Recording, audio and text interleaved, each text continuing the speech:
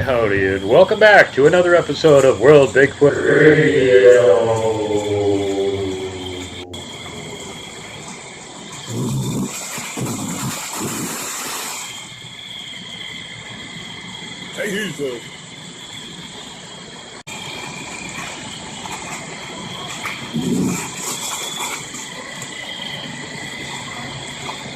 There was 5 apples in that tree, and when I went back to get the audio recorder the next morning, there was only 2 still stuck on that limb where that bell was. And that's what it sounds to me like you're eating apples. And before we start off the show, let me remind you guys that this is an entirely viewer-funded show. If you like the content on these shows and you want to help continue to bring them forward so that you can enjoy them too, you can always help us out because he's one of those guys that likes to go out and do a lot of field research, and it's always great to have the field researchers on here. And he's one of those field researchers that has way more balls than common sense and will go out and do like a 5-mile hike with a broken frickin' ankle. So with that, let me bring on my very special guest, Jerry Cline. Welcome to the show, Jerry. How's it going there, Duke? It's going good, bud. I'm glad to have you on here finally. You know, it's been quite a while. I've been trying to get in touch with you or get you on the show, and we've been having some problems trying to get Skype set up and everything. I'm glad we finally got it resolved and we can get you on here. And I think to start out with, you should just introduce yourself to the people that don't already know who you are, and tell everybody about your organization and how you got involved in Bigfooting. Well, my name's Jerry Cline. I started Knox County Bigfoot Organization. Sorry about that, guys. It's early in the morning. But Knox County Bigfoot Organization, I got that started from my very first sighting I had in Gambier, Ohio, which is here in Knox County. So Knox County Bigfoot in Knox County. And that's in Ohio, and there's plenty of cryptid sightings in Ohio. You know, I'd almost be afraid to go out Bigfoot researching in Ohio because there's so many other weird things you could run into. But I'm sure you think about that occasionally. So what was your background? You know, like, how did you actually end up getting involved in Bigfoot in the first place? Well, as I've said before, I'm sure a lot of your viewers on here know that I used to be a logger and did it for many years. I was a skeptic, you know. I had heard people asking me and stuff, different things, you know, about, you know, have you seen anything in the woods, this and that and the other over the years, and I just kind of brushed it off, you know. But it was in 2013. It's the last weekend of August in 2013. I was getting ready. We got a gold claim down here in Gambier. It's 1:30 in the morning, and I had a cargo trailer I stayed in. I put my gold equipment in there and everything, but I had another trailer somebody had given me, and I had pulled it down there with my pickup truck because I had trailer camped out down there. But make long story short, I was I cleaned out the back of that trailer that was given to me. It was an old firewood trailer, and I was just cleaning it out so I could sell it. I had a bunch of wood in the back of it, so I had a huge bonfire going. And then the next day I was packing up and heading to, I was sticking that trailer up by the road on a landowner's property, told me to go ahead and stick it out there for sale, the wood trailer. And then I had the fire going where I was burning all that wood out of the back of that trailer, and I was planning on next day going to another, they call it Gold Rush Days at our other gold claim in Butler, just north of where we're at there, about half an hour away. I was up 1:30 in the morning, and I'm sitting there, and I wanted to make sure no logs rolled off close to my cargo trailer and burn it to the ground. So Yeah, no kidding. I said, yeah. So I just sat there and, you know, kept the fire going, poking around on it, make sure it wouldn't go, you know, get out of hand. And I heard splashing coming down. At first I heard a tree break, like something grabbed a hold of a big limb or something and busted it over. And then I heard steps into the water, and I had, you know, one of them big spotlights. It's got the big, they're LED now, but had the 6-volt battery inside of it, kind of old fashioned style, but with the LED lens in it. And they're pretty bright. But well, it's kind of like square with a handle on top of it. So exactly, yeah. Yeah, they are very bright. That was before the latest wave of modern tech light. Yeah, but for the day, those were very bright. So go on. So I'm sitting there, and I said, well, it's got to be a big buck, you know, because it's last week in August. I figured be bucks and velvet, you know, and I'm a deer hunter, avid deer hunter, outdoorsman. And so I shine my light down there in the middle of the river, and there is this massive Bigfoot standing right in the middle of the river. His arms are down to his knees almost. Well, I'd say the tips of his fingers is almost down to his knees. He's standing there with his right leg forward and his back, his left leg was back. And I stopped him in mid stride. And I don't know what he was thinking of me being there, knowing I was there to come out and show himself. But prior to this, I had events happening to me down there at camp, and I was feeding them. So that was not a good idea at the time, but I didn't know nothing about that. I just knew I had weird things going on down there. So I was like, you know, I wanted to try it out anyhow. So anyhow, he comes out there in the river, and he's got his arms just draped down. He ain't making no gestures with his hands or anything. He's just standing there. And it seems like we're in a 5-minute stare, which was only for about 4 or 5 seconds before he went, wah, like that to me. And he curled his upper lip, and I could see his teeth, and he had blocked teeth just like ours. I didn't see no canines or anything. Right. That's when I jumped up out of my chair, took off running, run around my cargo trailer, and I had a side door in that cargo trailer, which I had, you know, a set of the double doors in the back, but you got to latch them down just like a semi-trailer does. And when I run into that cargo trailer, the door is kind of short. And when I stepped up in there, I hit the corner of that door because it's got a outer frame around that door. And that corner caught my head.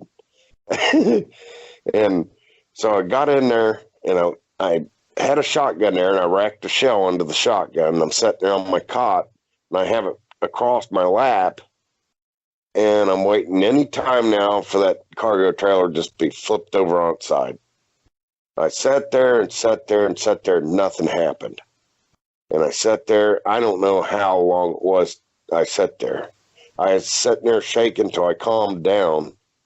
But I didn't hear nothing. I had my little windows open. I had 2 little windows, one on each side of the cargo trailer. And it was tinted, but they was open, but I had slid them closed.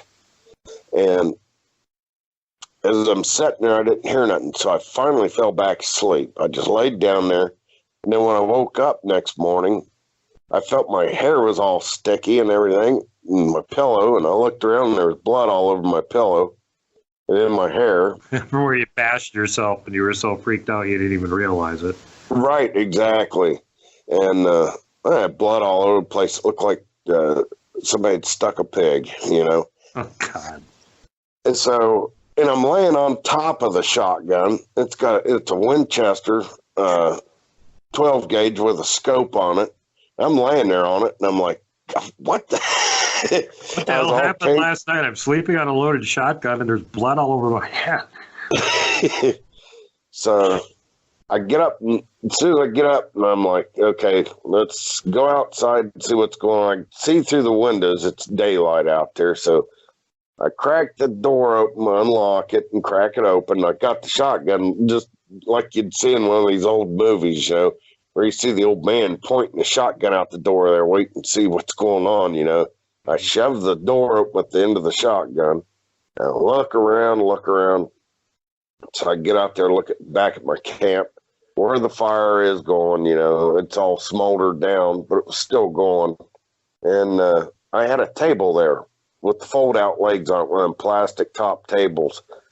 And I had 3 empty water jugs, 1-gallon jugs. And they was all pointed indirectly towards each other, and one of them had the lid screwed off of it. And there was other things there had been messed around with, but I couldn't tell if maybe it's them or Coon had messed around there. But he had definitely come up to the camp after that incident, you know, of seeing him down there in the middle of the river. So he was that quiet. He nonchalantly snuck up there while he knew I was in that trailer. So they knew. Well, you know, he knew where you were, but I mean, that's still really brazen after you put a light on him and saw him, for him to still come up there afterwards. Right. So I got 2 questions about it. Like, first of all, you said you had been feeding. What did you think you were feeding? Were you just leaving scraps out for the animals and weren't too sure what was eating them, or what? No, I noticed things like in my, you know, I got up one morning and the door of my pickup truck was open. And things had been gone through it. And I was like, who in the hell's going through my pickup truck? There's nothing in here. But the glove box wasn't open or anything. But there was, like, you know, empty pop cans, stuff like that laying on the floorboard, water bottles, and they'd been strode out onto the ground. It was like, now who in the hell opens up my pickup truck door like that, you know? So I went down to Walmart at the time, and they had the digital recorders, but I didn't know nothing about it. You know what I mean? I never knew how to fool around with stuff like that. And I looked over, and by chance, they've got cassette recorders with a microphone that you can plug into. Yeah. Yeah, exactly. And they had cassette tapes. Well, believe it or not, now Walmart is selling record players. They're Victrolas, and they're selling albums of the late rock and roll bands like AC/DC, Led Zeppelin, but not to get off track here. So I got the cassette player. I set it in the pickup truck, and it had that microphone. So what I did, I took that microphone out through the little, you know, what they call the little vent window on the door, and I took that mic out there, and then I hit it up underneath the windshield wiper of my pickup truck.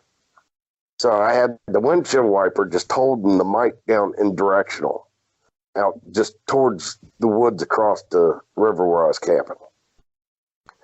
So, and then next morning, I went to bed that night.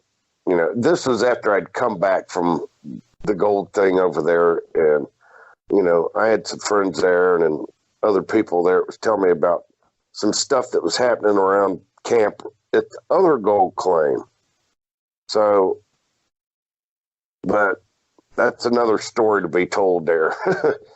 So I got back there. I went and set up camp there again, finish off the summer, you know. Gold Prospect or whatever. So I set up that cassette tape, you know, and I let it run that night. And I went to bed that night and everything. Got up next morning. Nothing had been touched around there, anything. And so I said, well, I want to listen to that tape record because it only run for a couple of hours. Then that's it on a cassette. Yeah. But in that couple of hours, I got like 2 or 3 loud tree knocks. And that was after I'd went to bed. I just nonchalantly got in the truck, pushed play on there, closed the door, you know, and then messed around there, made, you know, look like I was, you know, just my normal stuff. And then I went to bed. And then, well, I sat there listening to that. And then I got a long howl way off in the distance. Well, I got to watch, and I got on, you know, I had a smartphone at the time. I got online there, and I started messing around with Bigfoot videos and everything, and I come across this one person, her and her dog, how they get out and habituate these creatures, you know, and Bigfoot. And well, I can see at that point how you'd be putting 2 and 2, 2 and 2 together, because you got something that opened your damn truck and strew everything all over the place and wasn't trying to steal anything like a human would. And then you got wood knocks and you got a howl, and you get online and it doesn't take very long to figure out what that's indicative of, Bigfoot. So at that point, you're pretty well sure that there's Bigfoot there then.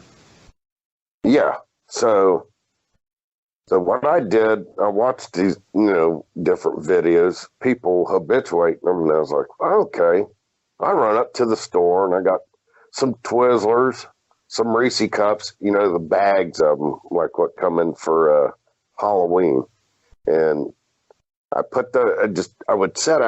set the bag of Twizzlers out there, just opened the end of it, but I set them up in the crotch of a tree that was about my head high. Not to say that a coon still couldn't get up there and get stuff, you know. Yeah. But I would take the Reese cups and lay them up there in different areas of the tree. And the next morning I would get back up again, and I was actually recording these creatures at the same time as I could hear them.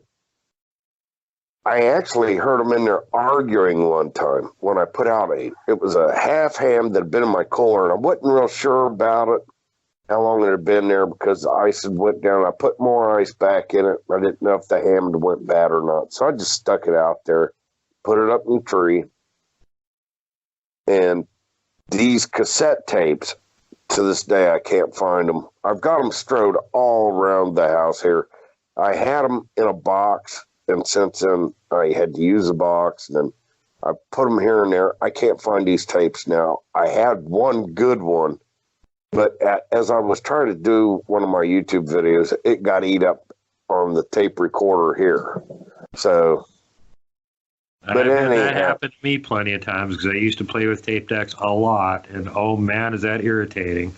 It is. Especially when it's like something you don't have any other copy of, and it goes, and you're like, no. And it eats the tape, and it shreds it, and you're like, no. But I had, it was a weird argument. It was almost like the Sierra sound of how you hear Ron Moorhead's CD of the one speaking real, or it was chattering real fast, and then they said it was a female arguing with it over food. This sounded exactly the same thing.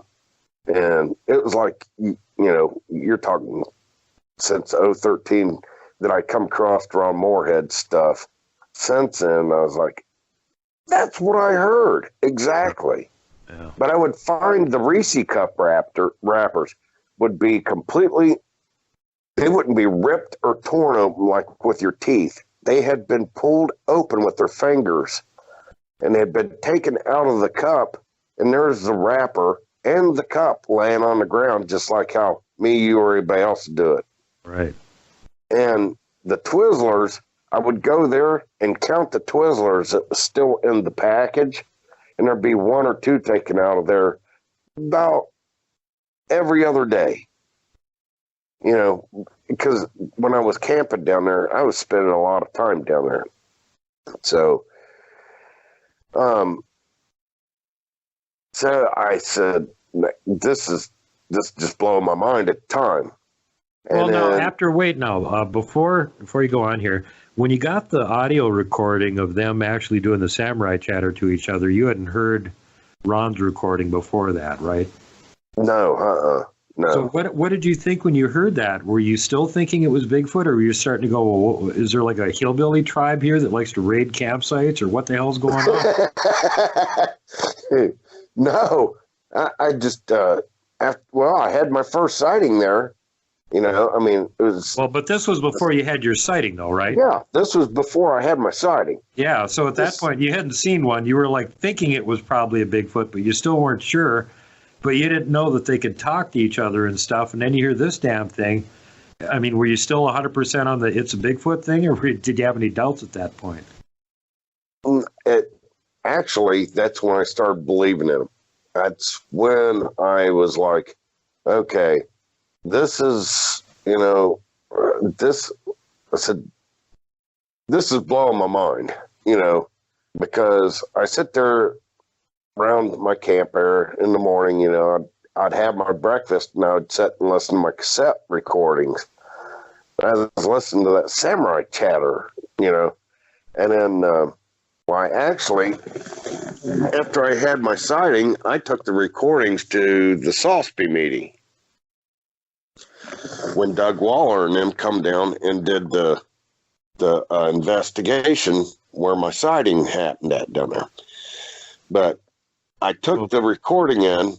That night of the samurai chatter was where you can hear one of them walk right up there in front of the pickup truck and take a whiz. You could hear it going, and it was loud. It sounded like a horse standing there. I'm not kidding you. And then it goes up to my pickup truck, and I had one of those antennas on top. I had a CB in my truck. On top of the truck, I had one of those magnet antennas on top of it. You cannot reach it. If you're 6'4", maybe you could reach over and touch the bottom base of it. But in order to place it up there, you got to open a door, step up on the cab, you know, on the rocker panel, and then reach over there and kind of slide it over to the middle. And that's where I had it, on the top of the cab, right in the middle. And you could hear it clearly, this creature take a whiz in front of the truck after the samurai chatter. It's maybe about an hour after samurai chatter. Walks over to the pickup truck and then just flicks that antenna, and you hear it go, dong, like So I'm sitting there eating my breakfast at camp. I heard that, so I stopped what I was doing. And I shut the cassette player off and I run over to the pickup truck. And then I seen this huge handprint right on the passenger side window, where to put one hand on the window, then it flicked that antenna. I was like, holy crap. So I was convinced then. I was convinced. Yeah, I could see. Yeah, that would be about enough to convince me, too. No kidding. Wow. Did you get a picture of the handprint? Yeah, but that's long since been gone. I didn't have a group or anything back then, and I didn't store it. I've been through so many phones since then because, you know, as a mechanic. Yeah, they get broken a lot. Well, yes, before we go any further, let's go back to, so now we're coming up on about the point where you're watching some videos, you notice other people are habituating them, you've been feeding them, all this is going on, and then the night comes where you go down there and you see the one in the river. Let's go back to that for a minute. What did his face look like?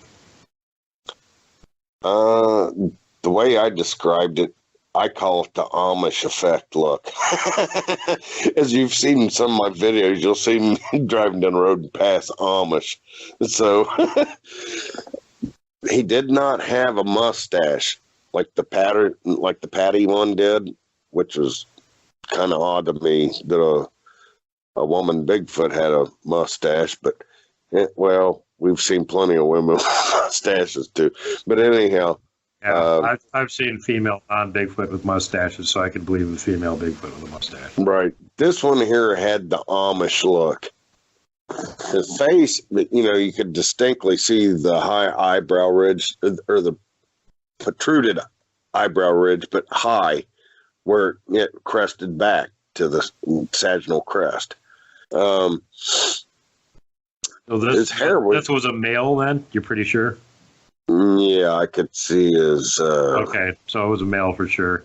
And yeah. How tall do you think he was? You probably knew pretty well how deep the river was there. We had a limb hanging down, and just from the limb hanging down, wasn't in the middle of the river, but it went off to the river's gravel bar edge. When Doug Waller come down there, it was like a week after my sighting, a week or two, something like that. I got a hold of them because I kept calling the BFRO and I could not get a hold of nobody. And I just got fed up trying to get them down there. So I got a hold of the Sosby group, looked them up online, and, you know, just looked up groups in Ohio. And they said they did field research investigations. So I called up Doug Waller. He come right down the next day.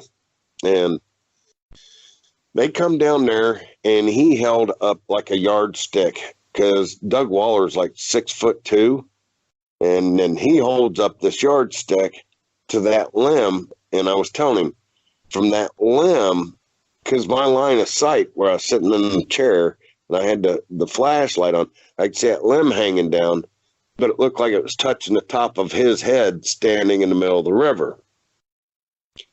So when Doug come out there, he held that stick up to that limb that's dangling down there. It was like 9'8", somewhere right around there. That was measuring his height with the stick. Yeah. So that's what give or take a couple inches, that's still a gigantic friggin' big boy there. Yeah. And it was barrel chested like crazy. I mean, there's a guy in the group there, Sosby, Stephen Blair. He's an investigator there too. I put him side by side, me and him at the meeting there. And I said, this is about how wide this creature was through the chest. So, and you know, other people had their own sightings close up, said the same thing too. Stacy Hostetler, they used to have a radio talk show, but Stacy Hostetler had a very, very bad encounter. He was up close, had to walk by one with his head down. He was afraid to look it in the eye. And it was a big blonde one. And yeah, he had a terrifying experience with that. And, you know, he's a very credible guy, very soft-spoken and everything. And to hear him tell that story, oof. But anyhow, so I was telling them all about that there at Sosby meeting, about, you know, the height, the barrel chest, and this, you know, and everybody was describing the same thing, except, you know, all of them was different. Mine, he had short hair. Now, I figured being it was in August, that, you know, it's still hot out. I think they've shed their hair in the summertime and then grow it back thicker for the wintertime. You know, that's just certainly possible. That's one of those things about them that we just don't know. And you do see those variations, you know. It's kind of weird because sometimes they'll see ones like down in Florida or something that have got like 7-8 inch shaggy hair on them. Yeah. You're thinking, what the hell do you need all that hair for? Yeah, we're in a friggin' tropical jungle. When does it get cold exactly? Well, yeah, there's other reasons they could be having that, but there seems to be, that's one of the things that seems to range all over the place depending on where and when people are seeing them, is exactly how long the hair they're describing is. Yeah. And his hair was actually a little thin in the chest, around his knees, because I could see through to the skin on his knees and see the circles on his knees. And I could see, you know, the nipples on his chest through his skin. I'm not saying his hair was translucent. It was just, his hair was Just wasn't not very thick on the chest. Yes, exactly. Yeah, and I hear that a lot, especially with the people that see the bigger males and stuff, that they've got less hair in their chest and it's more obvious. And it could be a display thing or something too. But before we go on, getting back to the face again. So he had the big brow ridge, the receding forehead. Did he have the sagittal crest? Yeah. And what about his face now? Could you see what color his eyes were? Yeah, they was dark brown. Dark brown. Did you get any eye shine or glow or anything? Well, they would, you know, I mean, dark brown, but from where I was at, yeah, they had his eyes was getting, I was getting red eye shine. Okay, interesting. But when I first hit him, his eyes was like focused straight ahead of him and not on me. Right. So when I hit him with the light, his eyes was not illuminating until I could see his eyes turn towards me. Then they was red. Interesting. So now the other question is how much of his face was covered with hair, and what did his nose look like? His nose was hooded like ours. Okay. Except it was spread out. So kind of flatter, like sometimes you get a description like an Aborigine in Australia or like a boxer that's been popped. Exactly. Okay. Exactly. Yeah. And like I said, there was no hair except just like if anybody knows what an Amish beard looks like around here, that's what it looked like he had, but his beard wasn't long and scraggly. Mm-hmm. It was just, I don't know, like, you know, he had shedded some hair down thinner to him, but about, I don't know, kind of like a German Shepherd's hair on his face, you know. So he had the hair sort of framing his face, then he didn't actually have hair on his face. Not completely. He just had a beard. Right. That was it. Okay. Interesting. Yeah, and I've heard that description a bunch of times too. There's another thing that seems to vary a lot depending on where you're at and what you're looking at. And other details don't vary at all, like the ones with the eyes and everything you just gave. Yep, you hear that over and over again. Most of the time when people get a chance to see them in the daylight and they're close enough to see their eyes, they describe them as being kind of amber, orange, or dark brownish color. And then if it's at night and you hit them with a light or something, you could get, you know, eye shine any color practically. But red seems to be when they're crabby. Like you just caught them in the middle of the river with a spotlight. Yeah, and then he goes, wah, at me and then curls his upper lip. Wah. Yeah. Yep, exactly. And that's what he did, but it was louder now. Oh, yeah. Yeah, a lot bigger chest. So now, how long was it between when you saw this guy in the river and you started actually getting pretty serious about being involved with organizations and stuff like that until you actually had the incident with a trailer? That was in 2014, so you're talking about a year. Yeah, in July that happened. Don't remember the exact date. It's on that CD I've got. The first CD I had got taken out of my house. Somebody broke in here. We should actually play that for everybody. Okay, so then, so it was only about a year from the time that you had the original sighting, until you had this encounter. And, you know, you've already mentioned that, and I'll let you talk about it more afterwards, about how, like, maybe habituating him isn't the greatest idea. But for the benefit of the folks that haven't already heard this, Seppi Saris, who's over on the UK, does really great breakdowns and this sort of stuff, and she's actually taken the time and effort to go through and make a nice little short presentation on this whole 9/11 call. So rather than having us go on endlessly about it, you can actually watch her presentation on it, and then we'll get back with Jerry here in a minute. So let's go check that. I've listened to this 2 or 3 times, and I don't like listening to it. It scares the shit out of me. And I got there, and And I backed up, pulled my trailer up, got it set up. This enclosed trailer I got kind of made it like a little camper inside. So it's kind of nice, you know, and I kind of made it into a little camper. It was a pull-behind cargo trailer. If anybody's ever seen one, you'll see people pulling them down the road. They're enclosed. They're black or gray or white. And they're full of utilities inside of them, you know, tools. So mine was set up, I put a window on one side and window on the other side. But anyhow, I'd set it up so I can have my quad in there, my gold prospecting equipment and everything. I had the truck parked there, connected to the cargo trailer. The cargo trailer was clear back here. The back doors was. They had double doors. So I went to bed about 9 o'clock, and at 10 o'clock at night on the dot, because I had my phone on, it was illuminating like I'm talking to you right now. I was talking to 911 dispatcher as this thing's rocking like hell.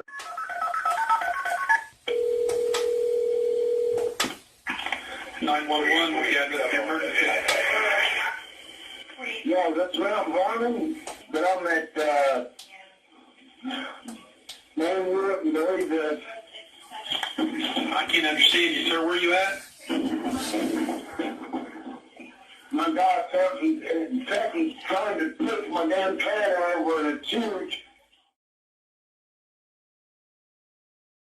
Yeah, I quit a bit to waiting them. Okay, where are you at? Sir, I need your...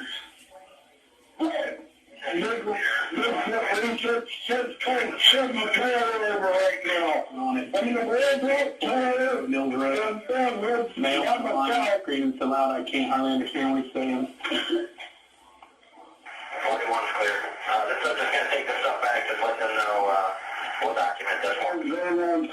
Every time I put my damn trailer over. Who is it? It's... I did big tech research, and this thing's trying to shove it over. It's trying to do it. Hey! 4,200 units, callers advising Bigfoot is trying to push his trailer over. I just laid down that sleep and woke up and it's oh my gosh, it's trying to shove it over again. Something's going on.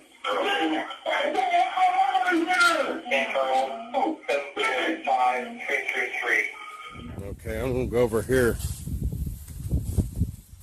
This window here, I'd say a little bit more than half of that's 8 foot tall. I can't reach that. I'm on my tippy toes now and I can't. Okay. I'm using this as a comparison. The window is on this side. The window I had in my camper or in my trailer was a little bit smaller than this. It was about like that. I seen one eyeball go across, and then I'd see the other eyeball come back across this way. So it had a hell of a wide spread of eyeballs that I can't even reach with my 2 fingers here showing. So when this thing was going back and forth, it was growling through that window. Not on this camper, but on my trailer, okay? But there was a handprint. The handprint was up here about right over here. I'm not talking from the window because my window is actually right in here. But on the camper trailer that I had, the cargo trailer, one handprint was clear up to the top of the 8 foot tall, right at the edge with the fingers over. And the other one was clear the hell over here in between both windows. There's no way anybody could have done that unless they did it with a ladder or something. I did not have a ladder out here with me. You still there? Yeah. Is something still outside your trailer? Yeah. I didn't bring my shit down or nothing. I totally forgot it, and I didn't think about it. I got a campfire, me and my dog's out here, and... See the crazy dog.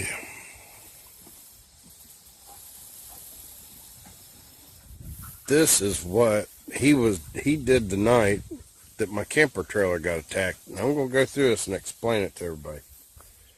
He was doing the same thing. And then at the end of the night, there was all this fresh dirt right here. Oh my God, it's shaking my trailer again. What?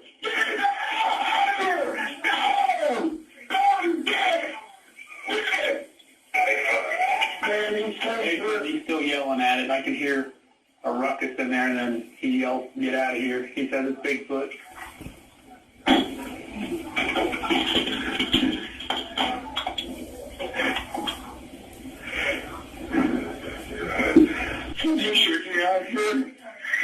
Yeah, I got officers on the way out there. I want to get over real quick, man. We're coming together. Be on your east side, the long lane. Out your game again. Back to the trailer. Out here. Go! Go get! God! Get the hell out of here! Leave me alone! The banging is me trying to get them to quit rocking the trailer. That is why there is banging on there. It's not from the outside. They had their hands up there spread eagle. They're shaking it, and with the palm prints, it was at the top. You sure it couldn't be people out there messing with you? No, it's not. I see two big red eyes in the back of my window on the left side. Oh my God, they're shaking around again. Come on, get it out. Let me get out here. There are dogs under my car. And I ain't got a shotgun or nothing out here. Get the fuck out of here. Come on. There was two of them there, but there was only handprints on the one side, which was from the big one that left a 17-inch track. No, are you armed at all, sir? No, I'm not. I'm got nothing. Fucking get out of here. You have no weapon. Okay, Jerry, I got officers on the way, buddy. You said you saw somebody looking in your window? It's two big red eyes. Two big red eyes? Yeah, just like the one he was August. Okay. And you said you were asleep before this and they woke you up? Yeah, stay away, please. There was two of them. There was two. And they were so wide. One deputy was trying to take his hands and make them as spread out as he could. And you couldn't even touch the top of this cargo trailer. My cargo trailer was 8 foot something. Okay. Please stay alive with me. Yeah, I will. I'm sitting here on the floor of the trailer now. I'm standing there.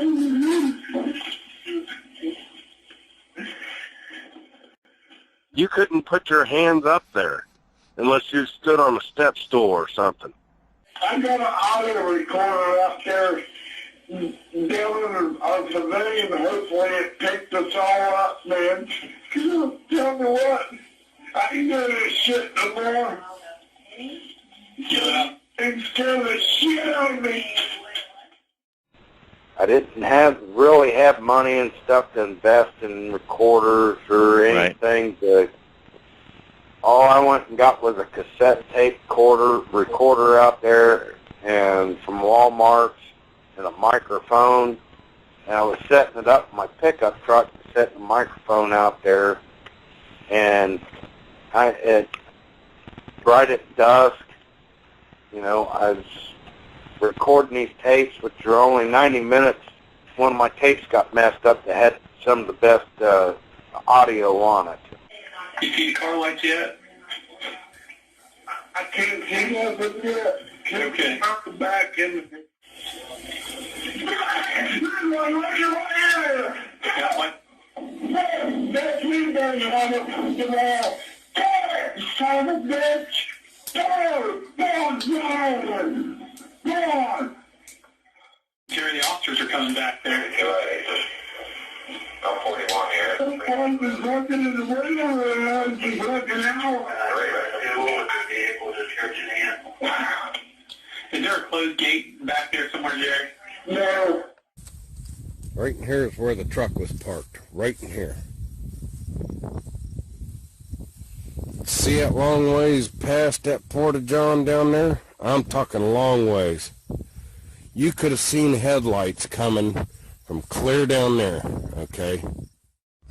Alright, right there's from the camp where my camper trailer got attacked. Right across from the woods across the river there. And I'm going to let you guys see how long this drive is.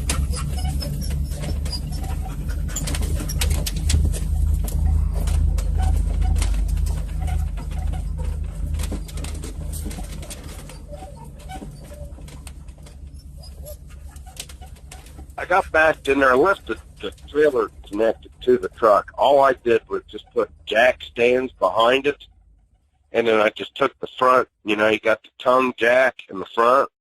I left it connected to the truck. I just jacked the front up just a little bit to level it off. He said there's no closed gate back here. We're down by the river.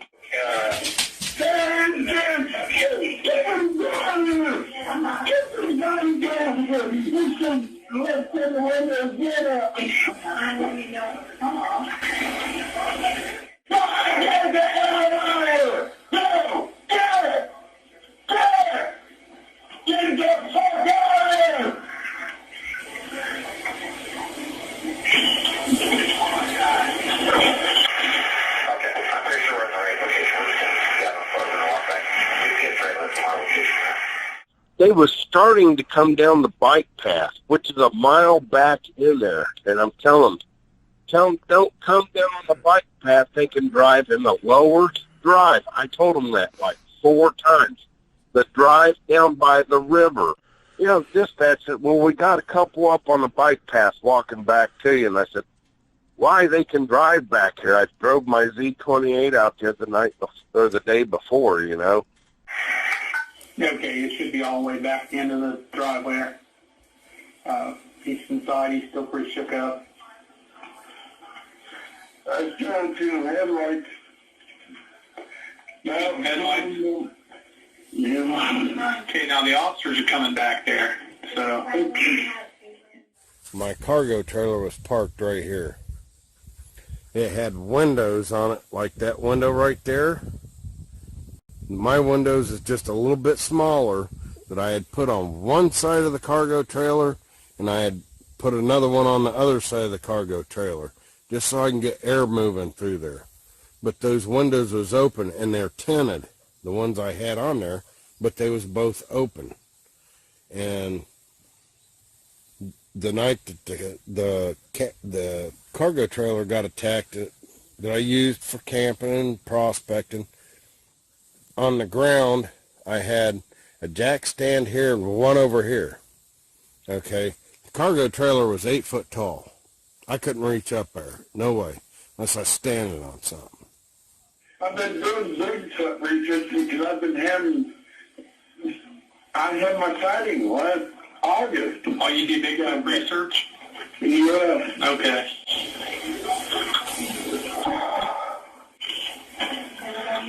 That's what I wanted to get. Fuck you! No! They keep looking in here. Love you. Hey, now there's officers coming back there. It might be them. Yeah. They're there. Everybody's doing nothing. It's darker.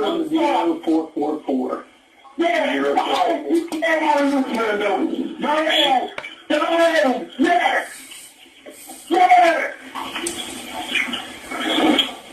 You should be able to hear him. He's carrying on inside the trailer. But both jack stands had been pushed over and knocked completely over. It was off the bottom of it to level it up. And then on this wheel here, the inside of it, the dirt and grass had been pushed over that thick on one side, and on the other tire over there on the other side, the outside of the tire, the grass and dirt was about that thick on the other side. That camper trailer had been shoved and pushed, I'd say from about here to right here. That's how many times they was rocking it. I'm still here, sir. I'm still still here. 4842 advised, 292. That vehicle was being advised. I got the thermal flashlight on the big light. Every now and then I'll see one and see their eyes illuminating through the window. Okay. Okay. Huh. And I have been drinking, but I'm telling you, I'm not seeing shit. This shit happens. Yeah. I just want to get us the hell out of here. Somebody get me the hell out of here. So you're not going to stay back down there no more, huh? Oh, hell no. No. I'm done. Yeah, that this night. No. No, I'm not going to stay down here tonight. Or any other night. Nope. Yeah. These things are bad, I'm telling you what. I don't see no headlights. Okay, well, you won't. They're going to be on foot coming down to your cabin. They had a ODNR officer met up with them. Can they get to you from the bike path? There's some drives back here. I drive my Camaro back here. I'm looking out the window and there's no one out there. What the fuck? Get the hell out of here! Get the hell out of here! Correct side of the roadway. Is there another? Was there another one out there? Out there, they're out there, but these things are stalking the fuck out of me. Man, these guys are just out here. I kept seeing the red eyes going back and forth across them little tiny windows I had in there. I want to look back the window. They should have looked out the damn window. Yeah.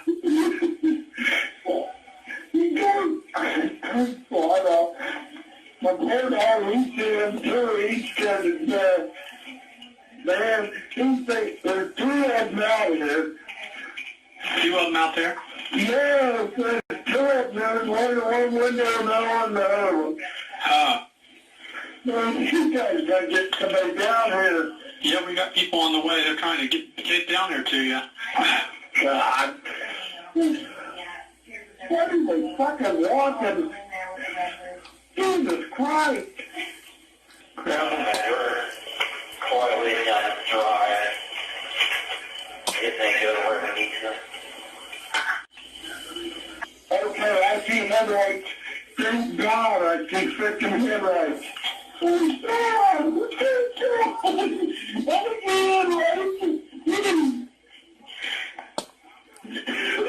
my God.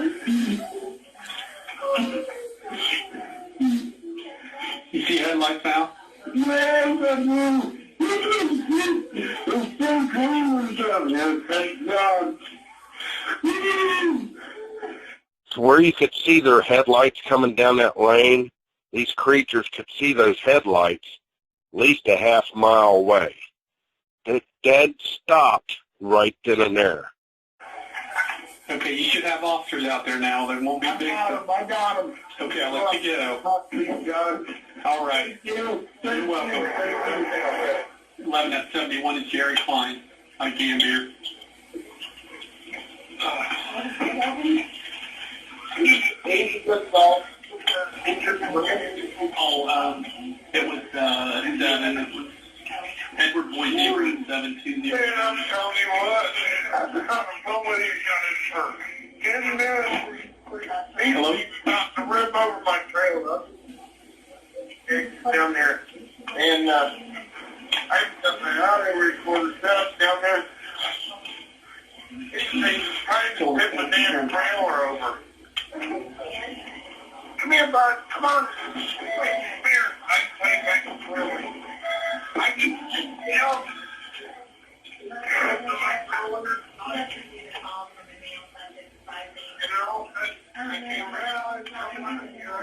They couldn't explain it. They had a ODNR officer met up with them, and he broke down there with one of them, and then they all searched around. One run off across the bike path there. He come back, he was cut up where he'd run through the thorns and everything. He said, I can't explain it, guys. And then, so the officer was by the bike path, it went over the bike path. I don't know if he was in a cruiser or if he was one that come down the bike path. But apparently wanted to run up that way and then up the landowner's pasture field there. When he got over there, he was out of breath. He's actually on a Facebook page of mine, but he's under an assumed name. Right. And he's really into the Bigfooting thing now too. So when the deputy sheriffs got here, they seen that print like that there, and he was like, "Holy shit!" they just started to basically interrogate me, and I was in my socks, but I got out of, I took my shoes off. I was asleep in the bed. I ain't gonna sleep with my shoes on. And I started putting my shoes on, and one deputy sheriff went in behind the camper trailer.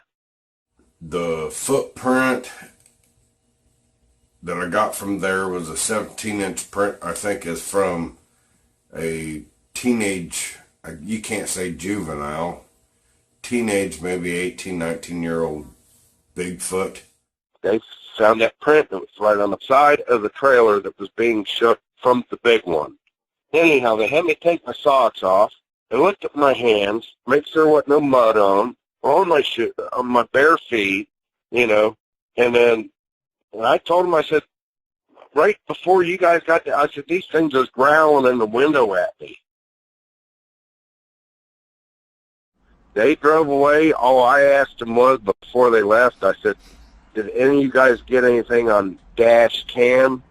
And the DNR officer said, I don't think your guys' dash cams were on, were they? Well, I know damn well they kick on soon as they start those vehicles up. So that's like pretty freaking scary. And I just had one of my friends telling me that they had a sound tech guy that they know actually go through that and listen to it. And you can hear the growling in the background of the damn thing on the other side of the wall from you, shaking the damn vehicle and growling at you. Yeah. And, I could hear it too. Well, yeah, I bet you could hear it. It's shaking the damn. But I mean, it's like quite obviously this is not a fun time. You're terrified. You're having a horrible time of it. Your dog's freaking the hell out. You're wondering where's the cops because they can't figure out where the hell they are and where they're going. And why is it taking them so long? Yeah. I mean, this doesn't sound like fun. This does not sound like a fun time to me. Yeah, especially on dispatch. I've sat there and told them, to the dispatch on the phone, I'm down at the river. There is a lane, gravel lane. I just drove my Camaro down here the day before or 2 days before, something like that. You can drive back in here. And then they're saying they're sending one officer on foot down the bike path. I'm like, why are you sending them down on the bike path? We're sending. Just hold on, Mr. Cline. We're sending Officer Squatch Bait in first. Yeah, on foot.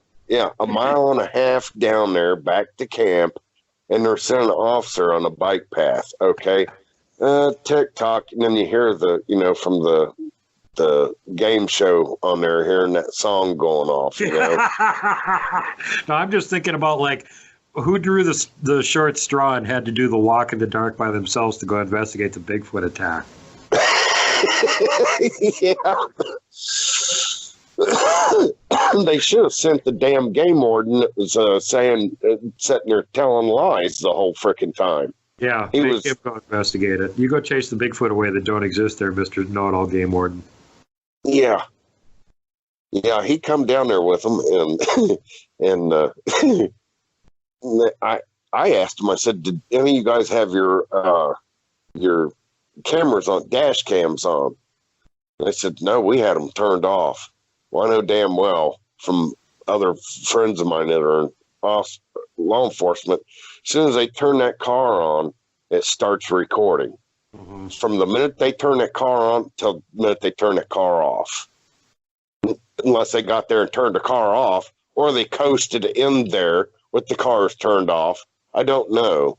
But the cars was running while I was standing out there talking to the officers. So I knew that. So, yeah, and then, the DNR officer rode down there with him. He left his vehicle up on top because he didn't know right where I was at neither. So he just jumped in the cruiser with one of the officers. But Yeah, it just didn't make no sense, you know. And then, Well, and you but know, you then, can see why it happened, though. But see, here's the thing that we should let everybody know, that you were, even though you're feeding these guys regularly, the night that this happened could have been a result of the fact that you didn't feed them, and you were just down there sort of camping out and having a few beers and relaxing, and weren't even thinking about it. And then they Yeah. decided they were hungry. well, that's the time that I've been watching other videos. You're talking a year later from my first sighting to the incident coming up to the 911 call, okay? You're talking a year later. So in that meantime, you know, over the winter time, a lot of time on my hands at night, you know, I get off work, I get on the internet, and I'd listen to these other blog talk radio shows, not hear, you know, a Bear that you had on your show. Yeah. Bear was on there saying, you're crazy to feed these creatures, period. They've been living here for God, we don't know how long. And why do you have to go out there and feed them? And the next thing you know, you're leaving that area, but somebody else has got to go walk through that area, or it's state property or something. You know, it's a park, and then somebody else got to come up through there with a pissed off Bigfoot thinking, okay, is this guy going to feed me, or else I'm going to have to jack this guy up? You know? Exactly. Then you get mugged by a furious Bigfoot that wants a Snickers bar. You know, and Bear's absolutely right, because, you know, and he should know, because he's a bear and you don't feed the bears, right? But all joking aside, you know, he's absolutely right about that. That's really incredibly dangerous. You don't do that to other, you know, potentially dangerous wildlife. Why would you feed Bigfoot? Would you do that with a grizzly?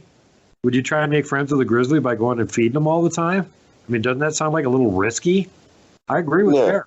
And I can't blame you, because there's a lot of these other people with those channels out there going, oh, yeah, we just go feed them, whatever, and they hang around, and sometimes we get to see them, or you can get a, you know, blob squatchy picture or whatever. Yeah, but what happens when you stop feeding them?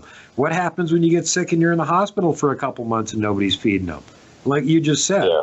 And even best case scenario, they're still your buddy, but you just didn't feed them for a day or so, and now they're hungry, and why aren't you feeding us? And I'm going to go shake your trailer and make you miserable until you give me some Snicker bars. Yep, exactly. You know, and so, I mean, there was a few other problems after that with other campers. After the weekend of my 911 call, after that weekend, I didn't go back down there for a while. I was just, no, I'm done. I'm not going down there. Yeah, I can see that might kill your interest in being down there for at least a couple of weeks.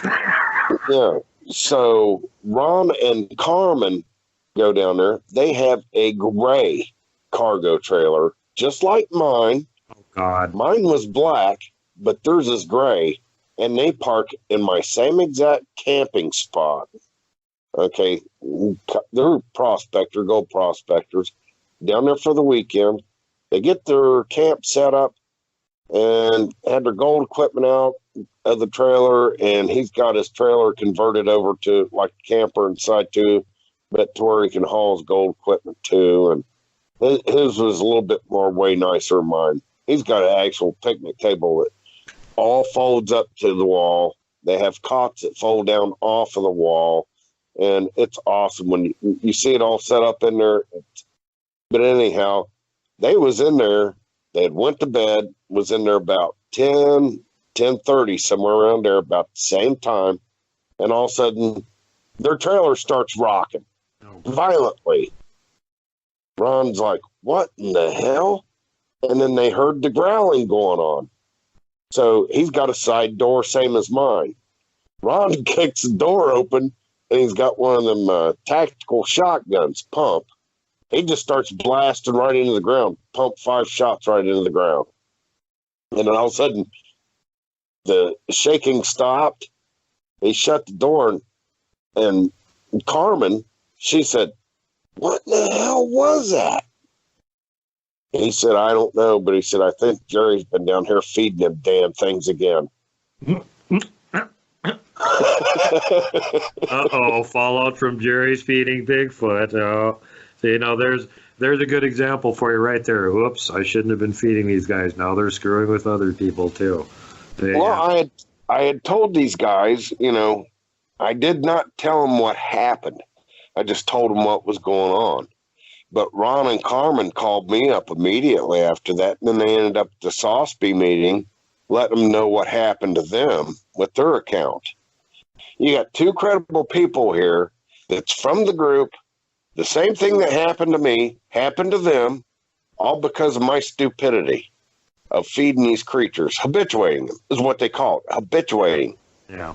And if you look up in the dictionary what habituation means, it means you want to see something quicker by habituating something.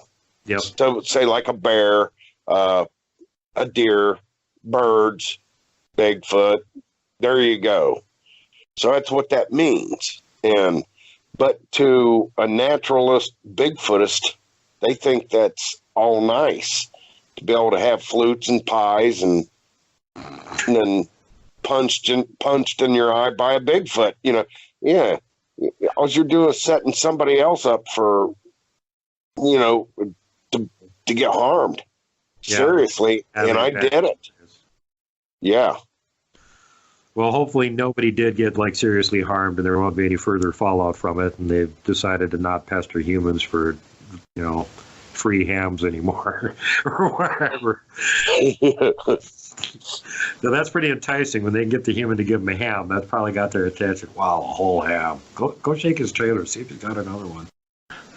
They do get, we have our annual hog roast down there. I put the last ones on for the past, I would say, 6 years up till 2 years ago. Then I put one on last year, the hog roast for our gold club down there. And I throw all the goodies off of that hog. I'm talking the bones, the head, everything. It goes right over the hill onto the little, if you watch my videos, we got a little ditch line back there. I throw all that stuff right back in there for all the critters. And I'm sure, you know, I wanted to get down there about a day or two after we had the hog roast, but we still had some people prospecting down there camped out. And I wanted to set up an audio recorder, see what kind of activity, you know, was going on there with the audio recorder at night. Because I can't, you know, between work and everything else, from time that I can get out and do research and everything, I just can't get out there and go sit, you know, on the picnic table under the gazebo there and try to film all this at night. It's just too tiring to me to do all this. That's why I set up my audio recorder traps, you know, and I love to listen to my audio recordings. I know a buddy of mine here, he's got one, but he's got the one with the SD cards, which I had two of them just sent to me, but he likes to just plug his SD card into his computer and then be able to sit there, just watch the spikes and then go to them. That way he don't have to sit and listen to all that. But to me, it's relaxing. It's a stress reducer to sit and listen to my recordings, you know, until I finally get to that one good spot. And I'm like, oh man, what the hell was that? You know? Yeah, you hear the howling going off, and then it switches from relaxing to exciting all of a sudden. Yeah. For sure. Especially when you get a damn good tree knock on there, you know? Yeah. So this was, so then you changed your attitude about feeding them. And, you know, to get back to that again, I mentioned this in the last show with that I did with Cindy, that, you know, people just don't have that much time. In order to do this properly, you've got to have time and funding, because if you want to do it properly, you got to go Jane Goodall it and go live with the damn things and build up for them and just be there constantly. And who the hell can afford to be out in the woods for weeks or months or even years at a time, hanging around with some Bigfoot troop to try and get close enough to them to build up some confidence so you can interact with them? Well, nobody. Actually, scientists could afford to do that, but they're unwilling to do their job. So it's left to citizen scientists that have no budget and no time and can't do it to cover for their lazy butts.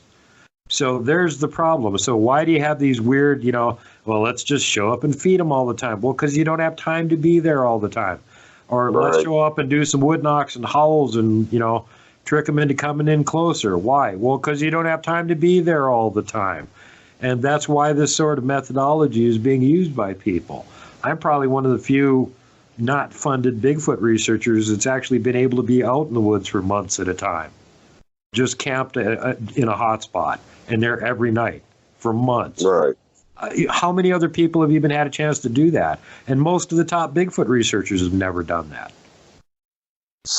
Yeah, exactly. It's like the guys that I'm with here in Ohio, Coshocton boys, I call them. They've got their own group too. But we get out and we hit different areas, and we go to my areas, we go to their areas, and the thing of it is, we are out there putting boots on the ground, and it's not like, I know where's the reason why I do these videos is for people that can't get out and research. Yeah. You know how many people that I have subscribed to my channel that say they're wheelchair bound, or this and that and the other is keeping them back, or they have MS, and they get on Messenger and they send me great messages all the time thanking me. You're taking me into the woods, Jerry, with you. That's how we watch this. I have a big screen TV. I watch on YouTube TV, and you take me out every time I'm going out there with you. She said, I've got one woman, but she all the time is telling me, well, I love your kitchen videos, but still, I love it when you take me out to the woods, Yeah. And that's all part of the reason why I started up a YouTube channel. Not to bicker, argue, or nothing. I'm not getting into that. But anyhow, it's people that can't get out there wants to learn more about these creatures that we can bring the information to, I know I have a bunch of faithful fans, followers, listeners, viewers that are in that same boat. And the interesting thing to me is some of those are people that actually, spent decades in the woods. We're avid hikers, fishermen, hunters, whatever. Some of them were Bigfoot researchers, and they're just so crippled up now they just can't get out in the woods and do it anymore. Right. And they're just so happy that somebody else is out there and that they're filming what's going on and they're showing them the evidence they're finding. And like I said, it takes them out there with you. They feel like they're out there again, and they're getting to see what's going on, and they're getting to experience it and stuff. So, I mean, that's like, one of the main things that we can do to just help the viewer community in general is, have that kind of stuff going on. That's why I love channels like, let me do a plug for Kelly Shaw here, RMSO. I love his channel. When he gets out and does actual Bigfoot research in the field in one of their hotspots, they generally find something. And a lot of what he does is like reports. He'll just go to an area where there had been a report from however many years or days or months ago it was, and he'll try and get to the exact location, film the location, and then he'll read the encounter report. So it's like taking you right to where the encounter happened, so you can see it, and you can hear exactly what the witness said happened. And, I think he's more than once, I think, but at least once he got the witness that actually had the eyewitness encounter and took him back to the spot and filmed them talking about it on the spot. And this guy was really nervous. You could tell even with like 3 or 4 other people there, he did not want to be there. That was awesome. But, the guy's been out with Survivor, man, and, he gets out there and puts boots on the ground just like you do. But I hear the same thing about his channel. One of the reasons people love it is because he's out in the Rocky Mountains. All the places he's investigating are just gorgeous. And so it doesn't matter even if he actually finds Bigfoot evidence or not in a lot of these episodes that he does, because the scenery is so beautiful. The shots he gets of all the animals and the wildlife and everything are just great, So it's just visually, you can turn the sound off and watch it, and it's still fun. The fact that he's right where a Bigfoot sighting happened and telling the encounter is icing on the cake. And, this is the same thing, only it's, you're actually out there doing research. You're getting video, you're getting wood knocks, you're getting audio, you're finding tracks. You know, I love that kind of thing. You're not only taking people into the woods, but you're finding Bigfoot evidence too, you know. Right, exactly. Like I said, Kelly does that too. You know, he just spends a lot of his time doing the encounter eyewitness sightings and stuff and going back to those same areas trying to find more evidence of Bigfoot there, which is great. But it's like you've got your own areas where you know these things are around and you just go there and do your own research. Yeah. We, my friend Jay Fouch and Larry, me and Jay went into an area that would just blew my freaking mind from the arches, the tree arches and the X's we found. And holy cow, I did a video on it. And then we found that tree that was stuck in the middle of the trail. It was an old gravel road's what it used to be. You could see the gravel on the road, and it was pretty thick. And there's a cherry tree had been carried there and shoved into the middle of the road. But there was no stumps around there that tree come from. Oh, I remember this video. That wasn't too long ago that you shot this one. And yeah, you guys were on it. Nothing had used that road in like 100 years probably. Yeah, exactly. And Jay said when he was younger, they didn't have it blocked off down there where we started out at, but you had to have a 4x4 to get up in there. And they used to go up in there and go mushroom hunting. But they could only drive up so far because there was washouts all over the place. And they'd get to a washout, stop, and then get out and walk the rest of the way up in there and go mushroom hunting.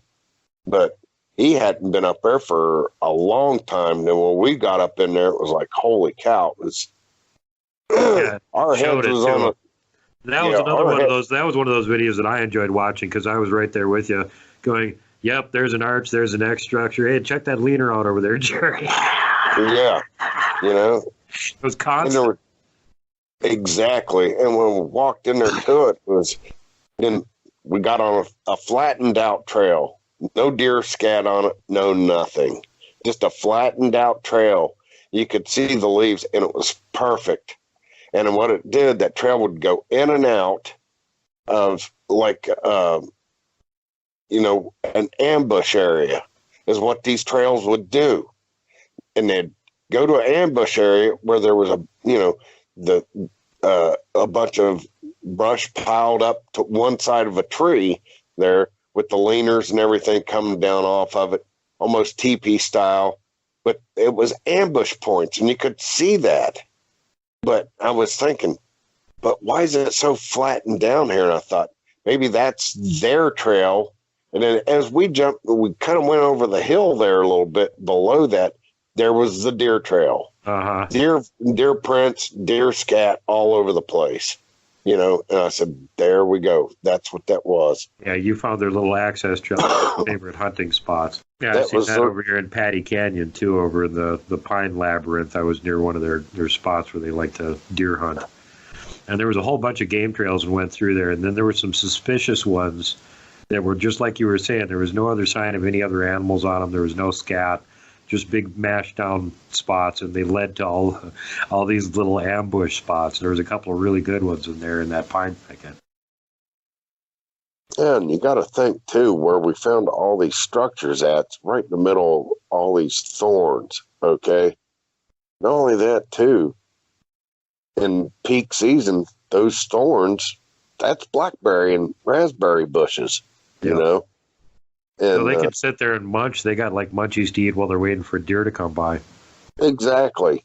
Peak season in the summertime and ambush spots there. It was a perfect scenario with no houses around or farms around there for a mile or two, So, we try to get back in the remotest areas we can. And I'm talking not remotely, 10, 12 miles off the beaten path.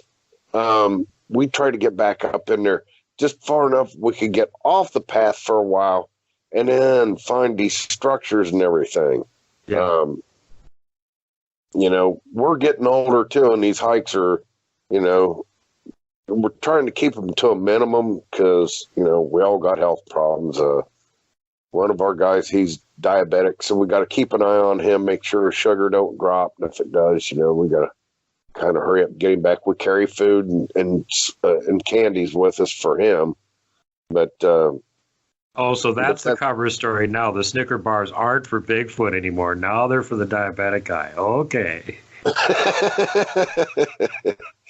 Okay, got it.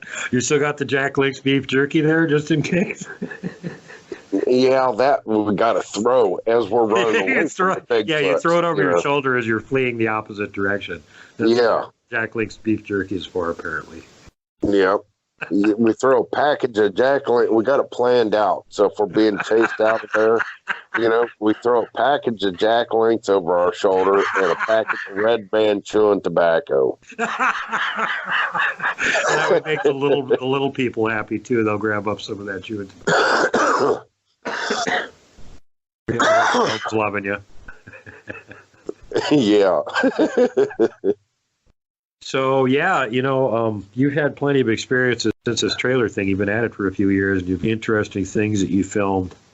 I was wondering if you'd be willing to tell people about the game cam photo that cannot be shared and what you think it might be. Well, I you know, I shared it out there on my YouTube channel, but it's a game trail camera picture that I took the SD card in, and then I had the picture blowed up. And it's not pareidolia, because when I first seen it, it was like, holy crap, what the hell? I thought it was a kid at first. What the hell's a kid doing out there walking around? And, you know, on the timestamp, it said it was 6:48 in the morning. Well, that early in the morning means it was just starting to break daylight a little bit, because in the background you could see the lighting above the trees. So it was just starting to break daylight a little bit, you know, but you could see it. And then all of a sudden I see another figure up there peeking up over the grass, because that grass was pretty tall. It was high as my head, where I set that camera up at, down in the swamp. But there's this juvenile looking, it's all black, but you could clearly see there is 2 nubs on its forehead, though, which got me stumped. I have never, ever seen anything like that in my life. You can see the eyes, the nose, the cheeks, the sastral crest on it, you know, but it's got 2 nubs. Then there's another figure in the middle of the picture. Now that it's hard to. It looks like it's turned sideways, because you could see the high eyebrow ridge protruding out there. But that's all you could see, and part of her nose. But there's, you know, it's standing in the grass, that tall grass. Yikes! Yeah, nubby forehead, weird looking things. And this is down by a swamp. Yeah. Yeah, it's in one of my research. Well, was one of my research areas. The landowner sold that property, but they used to give me permission to go in there and set up my trail cameras and stuff. And I even let them know what for. You know what I was in there for and everything, because they've had weird stuff going on their farm that was like a mile and a half down the road from there. Yeah, they're probably curious too. If there is some weird thing living out there, it might be better to know about it. No, I was curious. I was actually asking you about a game cam picture that somebody else got that they don't want to show, of a thing that was basically snarling at the game cam. Oh, that was Carmen. Okay, remember I referred back to Ron and Carmen who got their trailer shook. Okay, She was in Walmart. This was. They come to a Sosby meeting for the second time. They come there for the second meeting. Let everybody know what that is. That's Southeastern Society for Bigfoot Investigations. Okay, that's the group Doug Waller set up out of Cambridge, Ohio.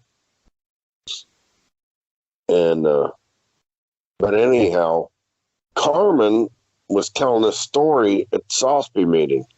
And Ron was with her too. Ron said, I seen the picture too, because they was in Walmart down there. They was actually in Cambridge there, but they're from Caldwell area. So, but they was on her way to go gold prospecting, but she caught up with a friend of hers there at Walmart and said, what are you doing here? And friend told her, said, I had bring my husband's SD card here to Walmart and get these pictures made up. And she said, what, a big buck or something like that? I said, no. And she said, hey, just take a look at it.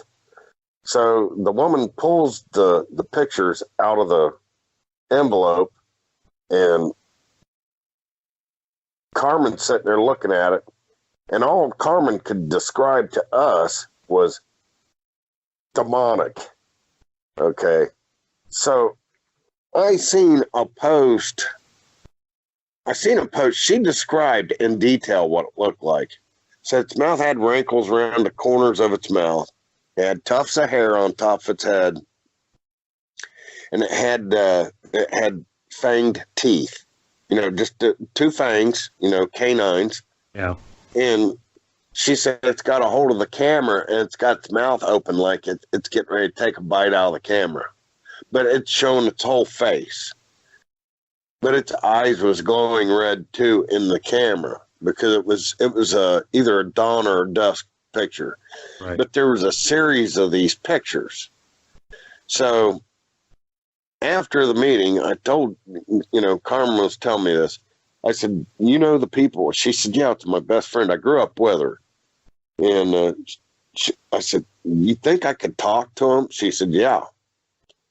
I got there, I got to talk to the people, but they would not show me the pictures. The guy kept telling me they're locked up in my safe. He said, I don't want this getting out. I just don't want the publicity. I don't want it. And he said, I don't want people here knocking at my door at night. I don't want all these crazy people. It's Bigfoot people or this and that and the other. I just don't want it. He said, to me, this ain't nothing but a curse. But then he told me the backstory on that. The day that they was out there checking their trail cameras,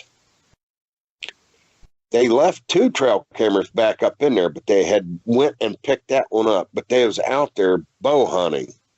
And the brother-in-law come out of his tree stand, come down there and got him, the landowner. Told him, let's get out of here. He said, why? He said, let's just get out of here. So apparently, this thing was out there in the woods with him at the time. The brother-in-law seen something, but he was too scared to say what it was, speak up about it.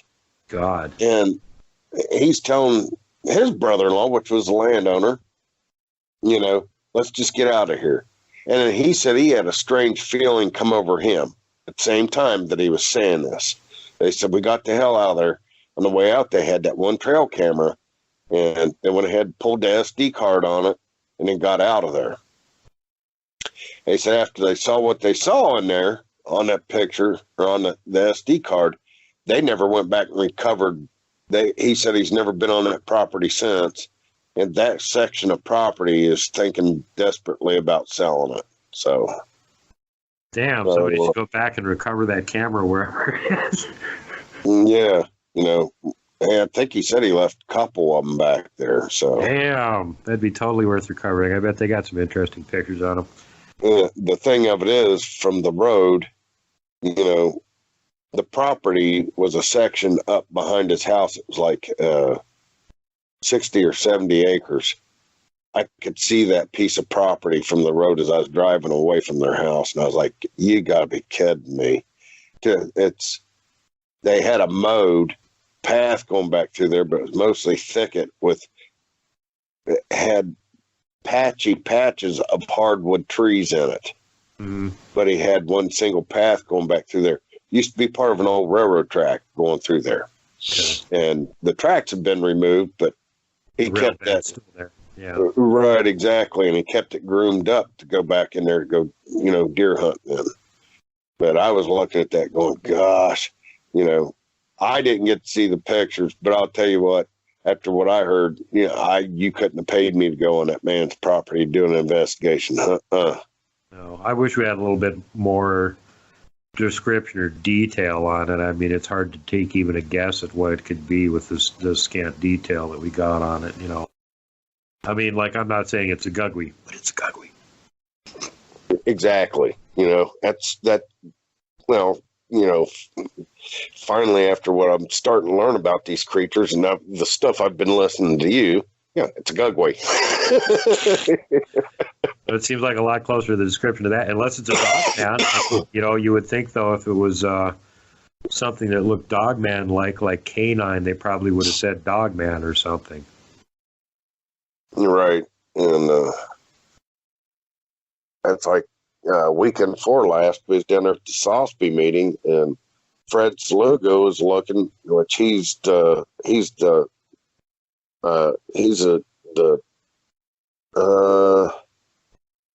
what would you call it? He's head of MUFON in Pennsylvania. Or West Virginia, I'm sorry. In West Virginia.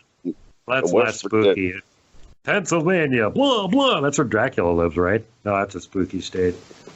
Yeah. Fred Sluga is the state director, I guess, for MUFON for West Virginia.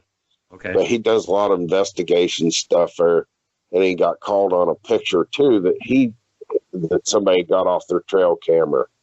And he said it was the weirdest Bigfoot he had ever seen. He said it wasn't set back in the brush where it's a grainy picture. He said it's one of them that somebody's just scared to let go of the picture and let us show it to anybody. But he said that this thing had kind of a snout to it, but it had canine teeth. And I'm sitting there, I got a pen in my mouth because we was, you know, taking notes and everything down there. And they said, what do you think it was, Fred? And he said, I don't know. And I said, it's a gugwe. And I had that pen in my mouth. Everybody goes, what? Everybody turned around at the same time. I said, it's a gugwe. And they're all like, what is this gugwe thing of which you speak, Jerry? Yeah. It was then, or did you give them a description, or what did they say? Well, some of the people was there, you know, watch my videos too, you know, and they said, yeah, we know what you're talking about. Yeah, okay. He said, that's that guy, Duke Sullivan talks about that all. I said, yeah, that's how I found out about it, you know. Yeah, like I was just telling you before we went on the air, I got somebody up in Alberta that sent me a gugwe sighting. It happened like 2014. And there's apparently a bunch more of them that they're getting ready to send me. So it's not like people aren't seeing these things. They just don't know what the heck they're looking at or what they're called. All right, brother. Yeah, where you're at, it's like what, almost 3 o'clock in the morning? Yeah, I think it's after now. So. Yeah, I'm 2 hours behind you, so it's only like not quite the middle of the night here. Yep, 30:47, and I got to be going here about an hour and a half, so I still haven't put my clothes in the dryer yet. So. All right. Well, we got to let you go and let Bug outside and feed him and slug down some more coffee and go check your videos. Ban, delete, repeat. Ban, delete, repeat. Ban, delete. Yeah.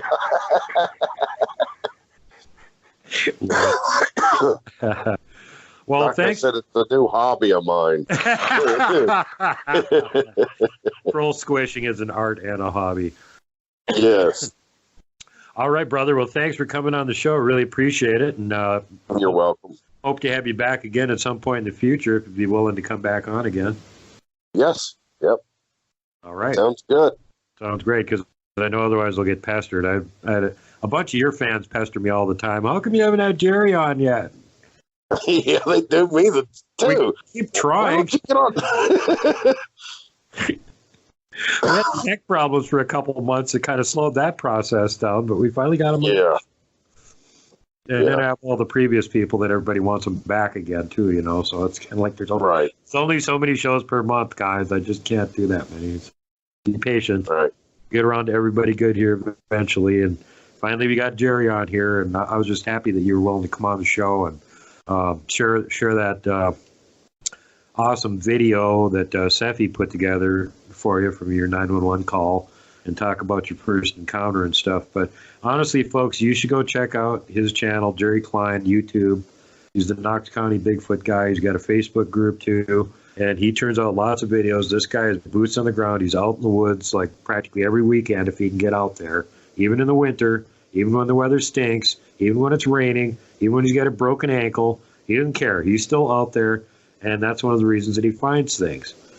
So his videos are really cool and worth looking at. Definitely go check out his channel, and we will be having him back on the show again. So thanks for being on, Jerry. You're welcome. All righty. Bye. Yeah.